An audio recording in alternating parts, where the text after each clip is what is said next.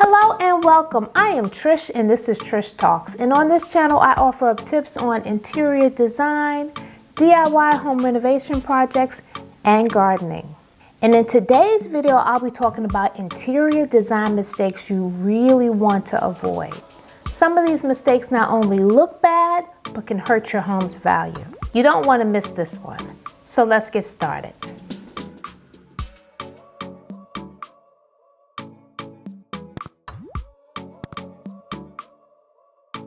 Mistake number 1, different flooring throughout your home. Have you ever walked into a home and was greeted by tile floor, carpeting, and hardwood floors all on one level? Well, you want to avoid this. Nothing hurts your home value more than having 3 or more floorings on one level.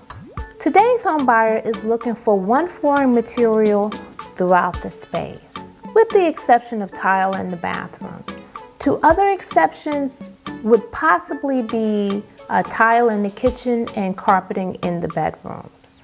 However, the majority of the folks are moving away from that as well. So when planning for your space, look for a flooring material that will function well throughout the home, at a minimum throughout that entire level. And placing area rugs on top of that flooring will allow you to create distinct decor in each of those spaces. Mistake number 2, poor lighting. If you have been watching this channel, you have heard me say that lighting is the key to great design. You could have spent tens of thousands of dollars on your home's decor, but if your lighting is poor, you will have wasted your money. Just having one single light source in the center of the room is a design mistake you want to avoid. Your lighting should highlight all of the different elements in your room. You certainly want to play up your natural lighting, but there should be a primary fixed light source accompanied by recessed lighting, pendant lights, and lamps at a minimum. So if you want to know what to invest your money in, it's good lighting. Mistake number 3, out-of-scale furnishings. Too often people purchase furniture and accessories that are out of scale for the space. What does that mean? Your furnishings are either too big or too small for what it was intended for. So before you impulse buy at a large furniture store with high ceilings and plenty of space, make sure you've already measured the room and then found out the furniture's dimensions to ensure that the furniture will be proportionate to the space. I can't stress this enough. Planning, planning, planning. That is the key here. I use AutoCAD to create my layouts, but if you don't have a CAD system or a CAD tool, that's fine. You can simply take painter's blue tape and take the dimensions of the furniture and lay it out in the space that you would want to see it.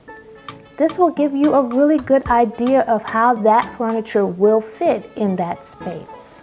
But you'll need to do this before you actually purchase the furniture. And just a little tip here too. Speaking of scale and measuring and furniture, do yourself a favor and measure the front door.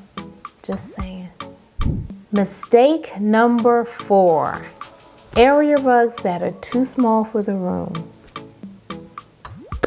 I know that you have heard this before, but it bears repeating.